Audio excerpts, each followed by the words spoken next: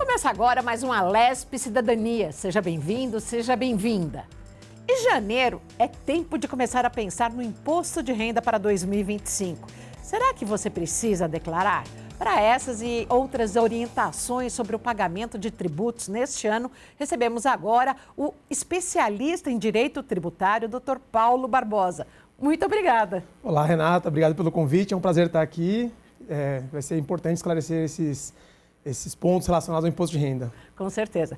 Doutor Paulo, começamos falando aí de todo um distúrbio que tivemos, de todo um barulho, o governo implantou, depois voltou atrás em relação à norma dos 5 mil para o PIX. O que significa isso hoje e qual que é o impacto que ele vai ter na declaração de imposto de renda da pessoa física? Bom, acho que esse barulho que a gente enxergou, escutou nos últimos dias, ele está relacionado mais com normas de fiscalização do que propriamente com recolhimento e declaração de imposto de renda, principalmente da pessoa física. Basicamente, o governo estava tentando aumentar ali o controle, para diminuir sonegação, mas basicamente as regras para declaração de imposto de renda não se alteram em função dessa discussão que a gente teve. Então, seguimos como sempre seguimos, independente do que aconteceu em relação a esse tema. Mas dá para acender o alerta de que quem tem um rendimento maior, quem movimenta mais do que 5 mil por mês, uma pessoa física, ou a pessoa jurídica 15 mil, foi aceso o sinal amarelo? Estava acendendo o sinal amarelo, porque a Receita Federal ia fiscalizar mais de perto esses contribuintes que movimentassem acima desses limites, mas com a revogação que a gente teve logo após toda a bagunça e todo o barulho político que se originou em função desse tema, a Receita Federal ela revogou essa instrução normativa, então, a rigor, essas movimentações elas não vão ser fiscalizadas na forma que elas pretendiam ser fiscalizadas pelo governo. Então, a gente volta para as regras do passado e só serão fiscalizadas nas formas em que já tínhamos conhecimento nos anos anteriores. Para produtos de alto valor agregado, muito se falavam em trocar o PIX pelo Bitcoin, pelas criptomoedas. Criptomoedas devem ser declaradas? Devem sim. Elas têm regras específicas. As transações em Bitcoin, elas têm regulações a serem estabelecidas e, eventualmente, os rendimentos que sejam auferidos em Bitcoin também devem ser declarados. Agora, passado o turbilhão, vamos ao imposto de renda da pessoa física. Quais são os prazos e os valores? Vamos começar, doutor Paulo. Bom, vamos lá. A gente ainda não tem as regras muito bem definidas, A gente está aguardando a normativa final da Receita Federal, mas, normalmente, a declaração ela tem que ser entregue de meados de março até meados de maio.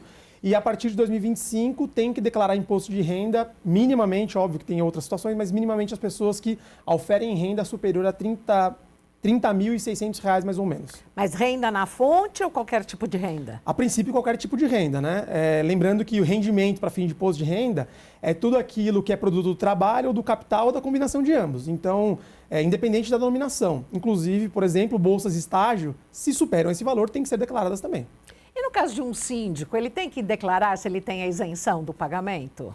Se ele tem a isenção de pagamento, não, porque aquilo não constitui efetivamente uma receita. Claro que tem discussões sobre o tema, mas, a princípio, por se tratar de uma isenção de pagamento, aquilo não constitui eventualmente uma renda para ele.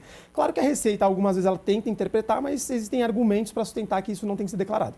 Agora, então, quem obteve rendimentos tributáveis em 2024 acima de R$ 30.639,90 precisa declarar? Precisa declarar.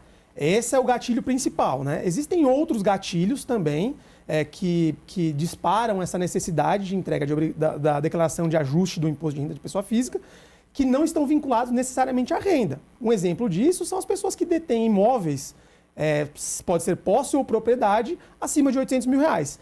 Mesmo que elas não tenham que pagar imposto de renda, elas precisam declarar, eventualmente para a Receita fiscalizar, entender se ele teve alguma receita para ter aquele imóvel, como ele constituiu aquele imóvel. É uma forma da Receita tentar fiscalizar isso. Tem outros casos também, como caso de operação em bolsa de valores, que mesmo que você não tenha lucro, se você operou mais de R$40 mil, você tem que declarar também. Então, não necessariamente é só quando você tem renda. Existem algumas hipóteses em que, mesmo que você não aufira renda, você precisa sim declarar o imposto de renda. Quem recebe aluguel? Quem recebe aluguel precisa declarar. Independente do valor? Desde que você supere as faixas de isenção, claro, Porque aí sim, porque o aluguel, a receita decorrente do aluguel, ela é uma receita tributada. Então, eu só preciso declarar o aluguel quando a minha receita decorrente dessa atividade ela supera o limite de isenção previsto na legislação, que são os R$ 30.633. Quem recebe aposentadoria do INSS ou algum tipo de outro benefício ou auxílio? Perfeito. Eu costumo dizer, né, Renata, que a gente precisa tratar as receitas de uma forma sistemática. Então, eu prefiro dizer para as pessoas que me perguntam, eu preciso tributar receita X ou receita Y? Sim, precisa. Então, a rigor, as receitas, os rendimentos auferidos pela pessoa física, eles precisam ser tributados. Eu só não preciso tributar quando a própria legislação me dispensa. Então, aposentadorias, pensões, honorários, tudo isso precisa ser declarado regularmente quando eu supero o limite da isenção, que são os 30.633 que dá anuais. aproximadamente aí, cerca de 2.900 por mês. Isso, 2.800. Isso, mais ou menos. E aí, claro, para as aposentadorias, por exemplo, existem casos em que eu não preciso pagar o imposto de renda. Mas eu preciso declarar se eu supero esses valores. Então, aposentados acima de 65 anos, por exemplo, eles têm isenção do pagamento de imposto de renda. Mas, se eu tenho uma aposentadoria que supera o limite da isenção, eu preciso declarar, mas não preciso pagar o imposto. Vamos voltar um degrau. O senhor falou que aposentados acima de 65 anos, eles estão isentos do pagamento de imposto de renda. Isso, a parcela, eles têm isenção do imposto de renda. Mas só sobre o benefício, a aposentadoria ou toda a renda global dele? Só sobre a aposentadoria, só sobre essa receita. Isso é um ponto importante. Mesmo que ele receba 7 mil, que é o teto hoje, se ele tiver 65 anos ou mais, ele não vai pagar imposto de renda sobre esse valor. Perfeitamente. Os proventos de aposentadoria para maiores de 65 anos, eles são isentos do imposto de renda. Mas outros rendimentos que esse aposentado eventualmente tenha, eles precisam recolher o imposto. O que acontece se a pessoa não declara? Olha, é o risco que ela corre, né, de ter uma economia de curto prazo, mas se a Receita Federal, pelos meios que ela dispõe, né, que com o passar do tempo eles vão sendo cada vez mais refinados, com o passar do tempo eles vão sendo cada vez mais apertados. Se a Receita Federal identificar que você deixou de declarar alguma renda que deveria ser submetida ao pagamento do imposto de renda, muito provavelmente ela vai te notificar a prestar esclarecimentos. Se você conseguir prestar os esclarecimentos adequados, nada acontece e a vida segue. Mas se a Receita identificar que essa receita ou esse rendimento que você recebeu deveria ter sido oferecido à tributação, provavelmente você vai ser autuado e vai ter que pagar esse imposto corrigido com a multa punitiva. É uma multa bem pesada. Sim, normalmente a multa é de 75%. E, eventualmente, nos casos mais graves de simulação ou fraude, essa multa pode chegar a 150%. Nossa, aí tem que pensar bastante, Tem né? que pensar bastante. Eu costumo dizer para as pessoas que me perguntam sobre essas dúvidas de imposto de renda que é melhor pagar para você se ver livre desses problemas, porque depois a briga com a Receita ela pode ser grave, inclusive a sonegação é crime. Então, além do pagamento, a gente não descarta a possibilidade de responder processo criminal decorrente dessa sonegação. Que ramo da sociedade ou do mercado profissional, às vezes, tenta burlar sonegando o imposto e que muitas vezes depois pode acabar pagando dobrado? Olha, tem alguns setores que a gente costuma ver que o índice de não declaração ele é um pouco mais acentuado. Então, profissionais autônomos, profissionais liberais, atividades informais. Esses grupos de atividades, até pela natureza e pela dificuldade de rastrear, né, a origem dos recursos, eles têm um nível de incidência um pouco maior de receitas que não são oferecidas à tributação pelo imposto de renda. Microempresários do setor de serviços, por exemplo, um carpinteiro, um marceneiro, um pedreiro. Os microempresários também pode acontecer, eles estão nessa categoria do que a gente chama eles são formalizados na perspectiva material, que a gente chama, porque eles têm uma empresa constituída, mas muitas vezes eles faturam, né, no jargão popular, eles faturam no MEI ou na empresa só uma parte das receitas que eles oferem, né, dos rendimentos, e outra parte não. Mas aí, quando eu falo de empresas formalizadas e o MEI ele é uma empresa, eu saio do campo de atuação do imposto de renda pessoa física e passo a falar de imposto de renda pessoa jurídica, que é uma outra forma de apurar, é uma outra forma de declarar. Eu não posso misturar uma coisa com a outra. Quem tem MEI é PJ. Quem tem MEI é PJ. Eventualmente, o dividendo que ele distribuir pro acionista, que é o dono da empresa, ou o salário que esse empresário retirar da empresa, ele vai ou não ser tributado dependendo da forma como isso for registrado contabilmente. Ainda é resquício do burburinho da história do Pix dos 5 mil, Tem muitas famílias onde algumas pessoas não têm nome na praça, não podem ter cartão de crédito. Então, um titular passa a fornecer o cartão para todos os demais e as contas são pagas em dias. Tomara, né? Mas essa pessoa, o dono do cartão, deve ficar atento, o dono desse CPF que empresta seu nome? Sim, ele deve ficar atento, né? Porque na medida em que a fiscalização lá acontece, ele vai precisar prestar esclarecimentos para a Receita Federal. Então ele precisa ficar atento, sim, para garantir que, de fato, ele só empresta o cartão. E não tem outras fontes de receita que possam serem consideradas como rendimento e que a Receita possa interpretar que a receita que ele usou para pagar aquele cartão é uma receita que ele deixou de declarar. Então, em termos muito práticos, se é uma família, né, que todos eles têm rendimentos abaixo do que a legislação exige como nível mínimo para ofertar ao pagamento de imposto de renda, que são os R$ 30.633,90 por ano. Então, se eu tenho ali 4 ou 5 membros da mesma família que recebem em patamar abaixo disso e que usam o mesmo cartão, hoje não pode mais porque revogou a instrução normativa, mas imaginando que pudesse fiscalizar o gasto desse cartão, se ficasse comprovado que, de fato, os gastos correspondessem a cada uma das pessoas que tem as rendas, né, naqueles patamares e que não declararam porque estão dispensados de declaração, tá tudo certo. O risco acontece se, eventualmente, ficar configurado que, na verdade, aquele gasto é só do titular do cartão, por exemplo. Ou se pudesse ficar constatado que o gasto era só daquele titular e que excedesse essa renda que ele aufere. E isso daria indícios para a Receita Federal que ele tem outras fontes de receita que não são declaradas. E a Receita Federal ia tentar investigar isso. Então, esse é o caminho. Mas com a revogação da medida, por enquanto, eu, como chefe de família, ou mesmo posso continuar emprestando para marido, irmão, para toda a família o meu cartão, eles contribuem com dinheiro, eu quito a fatura. Não existe nenhuma vedação para que a gente empreste o cartão de crédito para amigo familiar, tá? O grande ponto é que... E o cartão de crédito é uma questão específica, a gente ainda precisa ver como vai ficar, porque a revogação é recente, eu não tive acesso ao texto ainda da revogação, enfim. Mas é importante a gente salientar que o cartão de crédito ele é monitorado desde 2003 já. Ele já é. Já era monitorado desde 2003. E os patamares, inclusive, eles eram inferiores aos novos. No cartão de crédito, os patamares eram de 2 mil para pessoa física e 6 mil para pessoa jurídica. Por mês. Por mês, exatamente. E acho que a gente só precisa entender agora se esta obrigação e essa fiscalização ela vai continuar ou se ela vai ser extinta, porque ela havia sido extinta nesta forma e foi constituída uma outra tipo de fiscalização.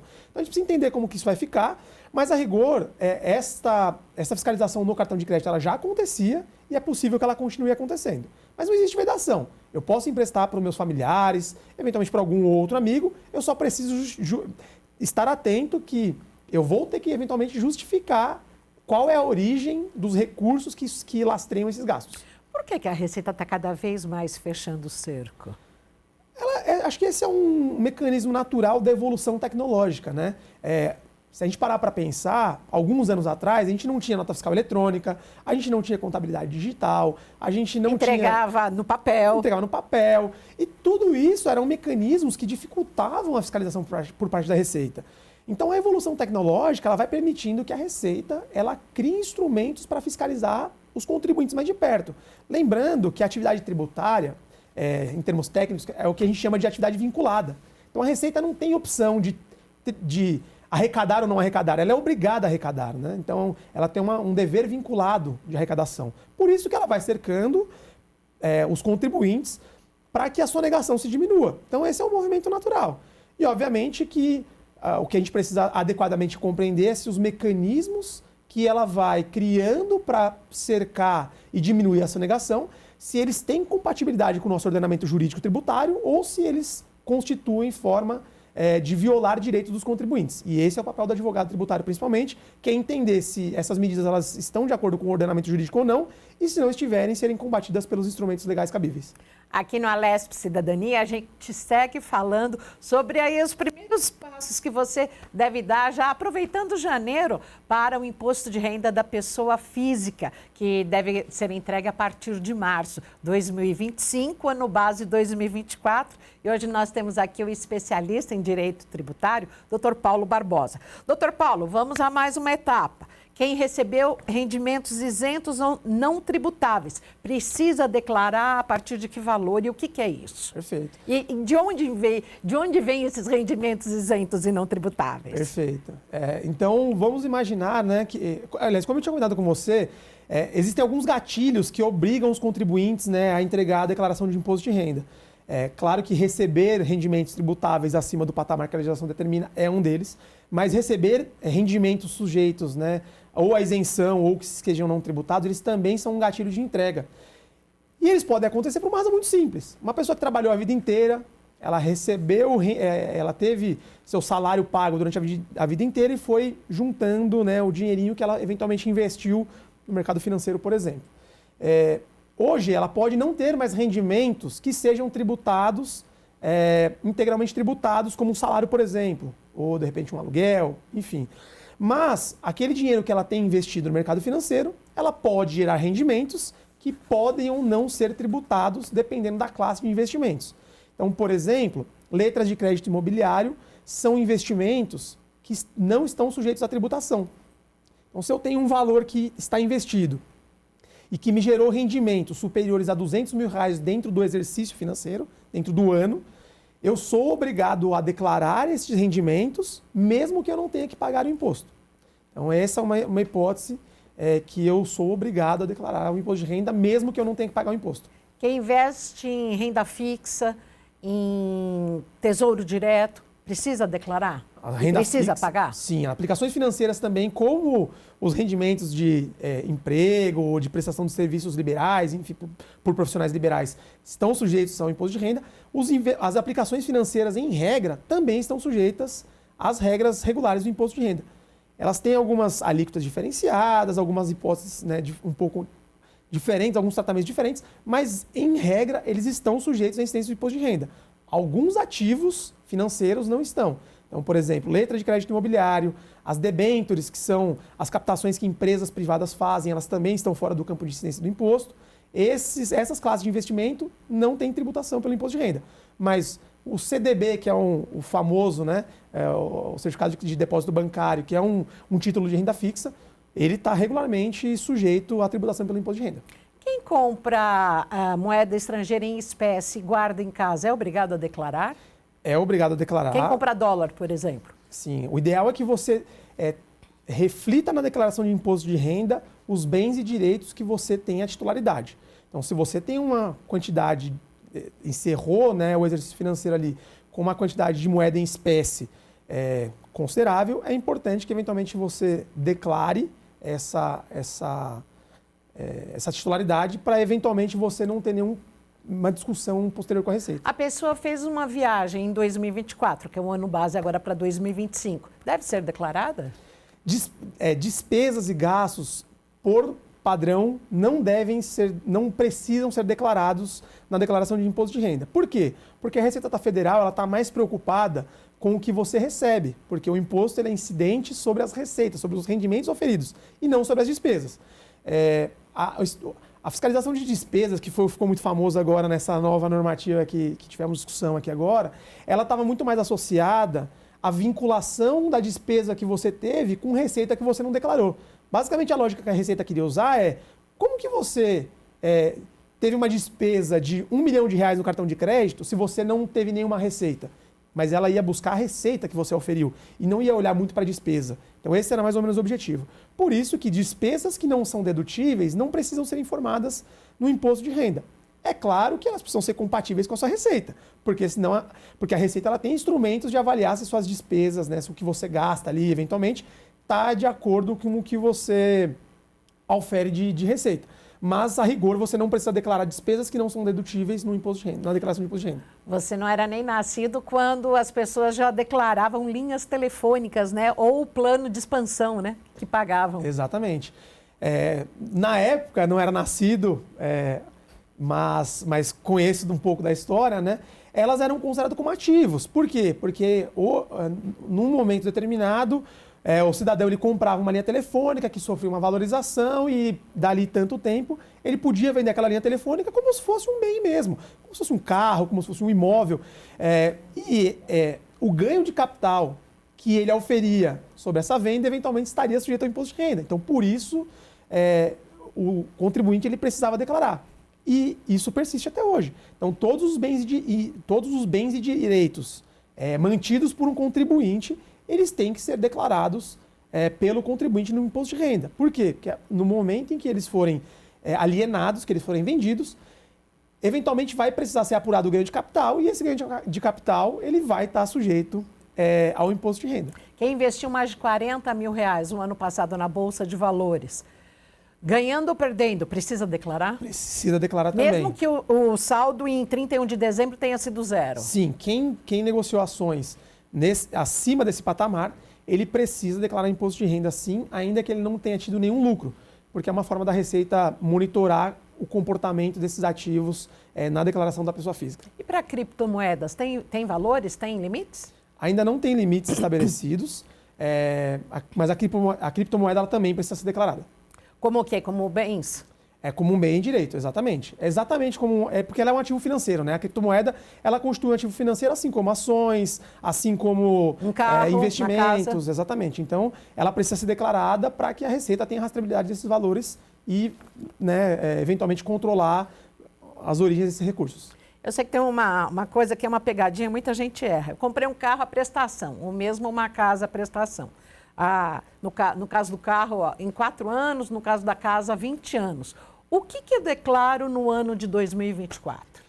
O ideal, né, Renata, é que a Receita, ela, primeiro de tudo, ela vai fazer, e aí acho que essa é sempre a mentalidade que o contribuinte tem que ter, que ela vai tentar compatibilizar o que você recebe com aquilo que você gasta ou com o que você declara como evolução patrimonial, que é o que a gente chama quando você vai agregando novos bens à sua declaração de imposto de renda, a gente chama isso de evolução patrimonial. Então, quando eu comprei uma casa, um carro, eu fiz um investimento, eu comprei criptomoeda, eu comprei moeda estrangeira, quando eu declaro isso na minha declaração de imposto de renda, eu tenho uma evolução patrimonial dela decorrente. Então, a Receita Federal ela vai tentar compatibilizar toda essa evolução patrimonial que você declara na sua declaração de imposto de renda, na declaração de ajuste, com a receita que você teve.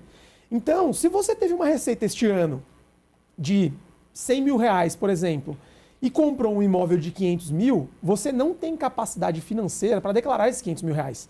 Então, você precisa declarar esse bem na exata proporção e na medida que você efetivamente conseguiu pagar. Então, provavelmente, você não conseguiu pagar, a menos que você tivesse recursos importados de outros exercícios financeiros que já vão estar lá declarados como um ativo como um bem em direito na sua declaração e que você consiga só trocar a linha dele na declaração, você precisa compatibilizar este bem, esse imóvel, esse carro, com o que você efetivamente pagou naquele exercício.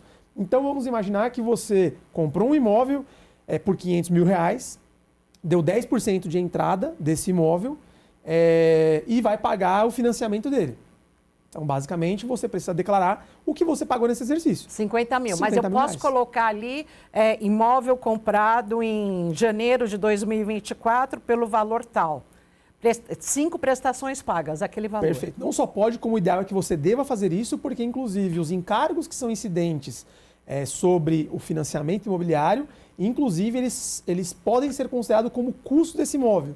E você pode ir evoluindo o quanto você declara de imóvel à medida que você vai pagando. Então, quando você paga a prestação do imóvel, você paga a parte da amortização do financiamento, você paga juros, você paga a atualização monetária e tudo isso pode ser considerado como custo desse imóvel. E aí, na medida que você paga essas parcelas, no ano seguinte você pode pegar a soma dessas parcelas que você pagou e compor ela como o novo preço de evolução patrimonial que você teve. Em relação a carros? Carros, a mesma coisa. O velhinho, eu preciso declarar?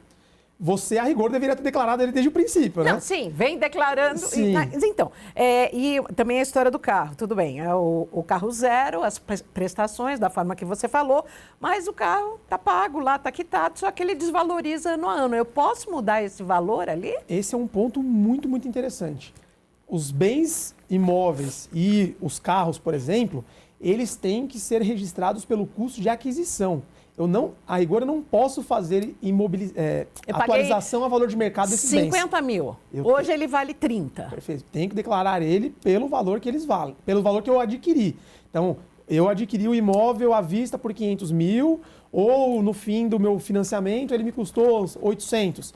Eu vou fazendo essa evolução pelo valor de custo de aquisição. Mas no caso nunca do carro... pelo valor de mercado. O carro é a mesma coisa. Então, se eu comprei esse carro por 50 mil em 2010 e eu venho carregando este carro até hoje na minha declaração de imposto de renda, eu tenho que declarar ele pelos mesmos 50 mil. A regra para esse registro é o valor de aquisição. Eventualmente, o dia que eu alienar esse carro, eu vou alienar ele por 10 mil, 5 mil, 20 mil, e eu vou registrar que o valor desse bem, quando eu vendi, ele vai virar zero na minha declaração, e eu vou preencher no campo adicional e falar assim, o meu carro que valia 50 mil, eu vendi ele por 20 mil nesse exercício. E aí, esses 20 mil vai justificar um acréscimo de 20 mil no meu caixa. Doutor Paulo, em relação a proprietários, quem tem uma posse e uma propriedade em até 31 de dezembro, acima de 800 mil? Esses também precisam declarar o imposto de renda. Ainda que eles não tenham rendimentos superiores, né, ao patamar de isenção estabelecido na legislação, que é de 30.633, ainda que eles não tenham aplicações financeiras que ensejem a declaração do imposto de renda, e que só tenham este imóvel, eles precisam declarar esse imóvel. Porque esse é um gatilho que a legislação determina como necessário, como obrigatório a entrega da declaração. Lembrando que, mesmo que você tenha outras receitas que estejam abaixo do patamar de pagamento do imposto e que sozinhas não te obrigassem a entregar a declaração do imposto de renda, se eu tenho um outro gatilho que me determina essa entrega, eu preciso declarar aquela receita. E herança? Herança, eu também, a princípio, preciso declarar, não porque eu vou submeter esta herança ao pagamento do imposto de renda, mas porque, eventualmente, ela pode servir de lastro para que eu consiga fazer aquisições e que eu não sofra questionamentos. E da variação patrimonial que tenha justificativa. Exato. A rigor, né, a herança, eventualmente, ela pode ensejar um imóvel acima de 800 mil reais. E esse vai ser o gatilho para que você entregue a declaração. Mas se eu percebo heranças e eu não tenho nenhum dos gatilhos de obrigatoriedade, a rigor eu não preciso declarar por conta disso. Mas o ideal é que, para que eu consiga lastrear, eventualmente, outras evoluções patrimoniais e que vão me permitir que eu justifique para a Receita tudo aquilo que eu preciso justificar, o ideal é que a gente sempre declare. Porque a herança, por si só, ela não vai ensejar o pagamento. Então, como você não vai precisar pagar o imposto, o ideal é que você declare somente para se resguardar em caso de você ser questionado pela Receita Federal. E doações? Um pai que doa para o filho, um irmão que doa para o outro? As doações, elas não constituem gatilhos, né, para que você entregue a obrigação. Então, você não precisa, se você não tem nenhuma outra hipótese, você não precisa declarar o imposto de renda por isto. Mas doação tem limite, não tem? Não é em torno de 60 mil? Isso para você ser isento do ITCMD, né? O imposto de renda, entendi. A doação, ela não é gravada pelo imposto de renda de pessoa física, porque ela não constitui um rendimento, ela não é produto do trabalho, nem do capital, enfim, ela é uma doação, ela tem uma natureza jurídica completamente diversa. Então, a doação, ela não enseja por si só a obrigatoriedade de você entregar a declaração de imposto de renda. Mas as doações, elas devem sim ser declaradas regularmente na declaração de imposto de renda, porque elas representam um acréscimo patrimonial. E aí elas, inclusive, é quem vão lastrear, por exemplo, você comprar um imóvel, você ter recurso para comprar um imóvel. Se você comprar um dia. Então, no caso que a gente teve aqui agora há pouco, que você me deu, né?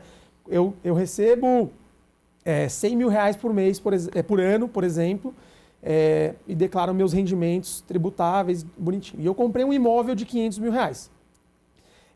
E eu dei uma entrada nesse imóvel de 150 mil sem ter nenhum recurso pregresso. A Receita Federal pode olhar e falar assim, como que você conseguiu dar uma entrada nesse imóvel de 150 mil se você só recebe 100 mil por ano? Saiu de onde? De onde você teve esse recurso? Ah, mas é que eu recebi isso como uma doação do meu pai, que me deu uma ajuda, ele me fez uma doação de 100 mil reais, né, para me ajudar a comprar esse imóvel.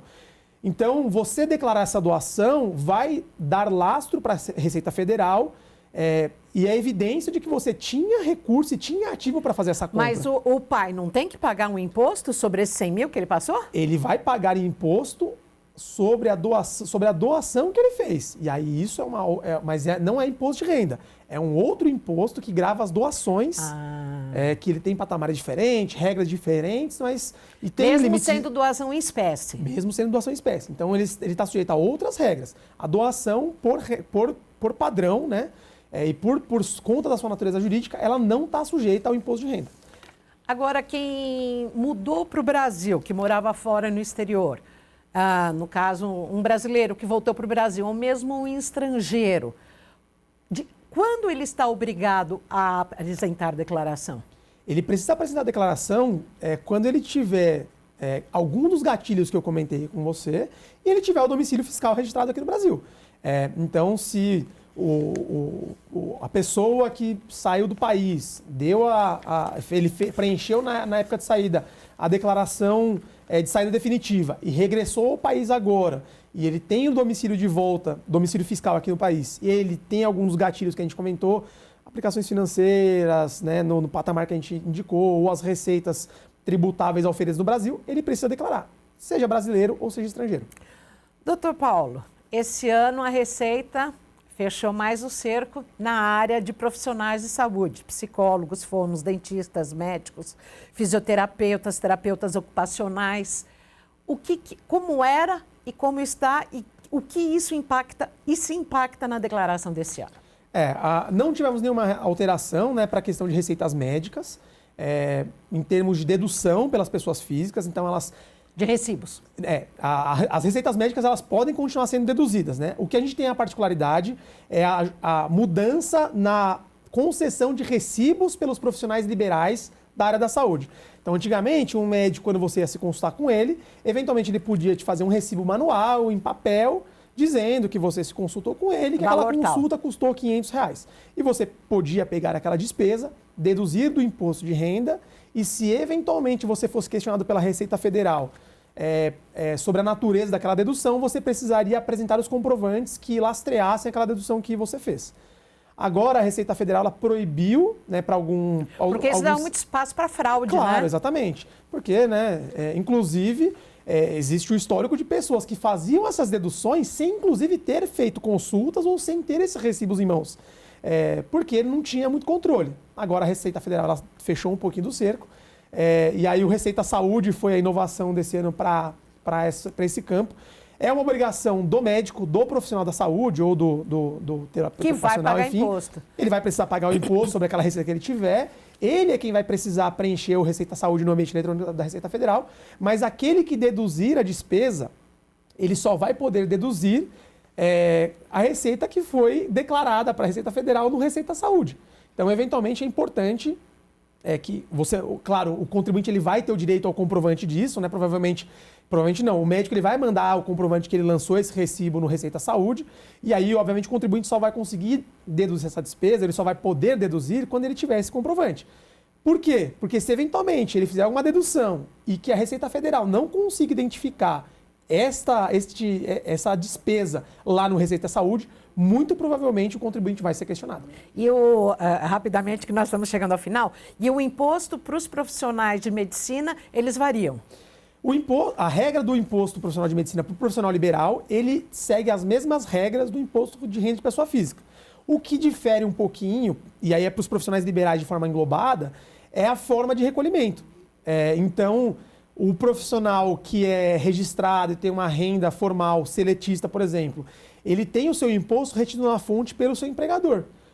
O profissional liberal, ele precisa recolher o que a gente chama de carnê-leão. Então, ele precisa fazer a declaração ali, né, no mês a mês de quanto que ele precisa ter o controle de quanto que ele recebe, né, na pessoa física, se ele não tiver uma pessoa jurídica constituída, que normalmente é o caso, mas se o profissional liberal ele não tem uma pessoa jurídica constituída, ele precisa fazer o controle das receitas que ele teve no mês a mês, e aí ele vai precisar, inclusive, preencher os recibos, né, no Receita Saúde, e aí ele vai precisar fazer o recolhimento no mês a mês pelo carnê-leão. Então, é uma modalidade de recolhimento específica, mas ele precisa declarar e ele está sujeito às mesmas regras de recolhimento do imposto. No caso da pessoa física que tem um convênio médico, hoje em dia a gente tem muito a coparticipação e também o reembolso. Muita atenção para declarar... Muita atenção para declarar exatamente o que foi a despesa do indivíduo, do contribuinte. Porque se você fizer alguma dedução que seja diferente daquilo que efetivamente você desembolsou, e aí, né, a gente precisa estar atento aos percentuais de coparticipação, ao que você pagou pelo convênio efetivamente. Então, você precisa estar muito atento a deduzir somente o que você pagou. Qualquer dedução que você fizer fora do que você desembolsou efetivamente, você pode ser questionado pela Receita Federal. Doutor Paulo Barbosa, o senhor está convidado para voltar aqui mês que vem para esclarecer a toda a nossa audiência aqui no Alesp Cidadania, onde quando então já deveremos ter todas as regras estipuladas pela Receita Federal para a entrega do imposto de renda da pessoa física 2025 no base 2024. Sempre que você quiser, vai ser um prazer estar sempre com você aqui, Renata. E eu reforço, muita atenção na declaração dos rendimentos tributáveis. Esse é o principal gatilho, né, de busca da Receita Federal, por quanto seja a receita e o rendimento, o que constitui o fato gerador do imposto de renda. Esse é o que tem que ter muita atenção.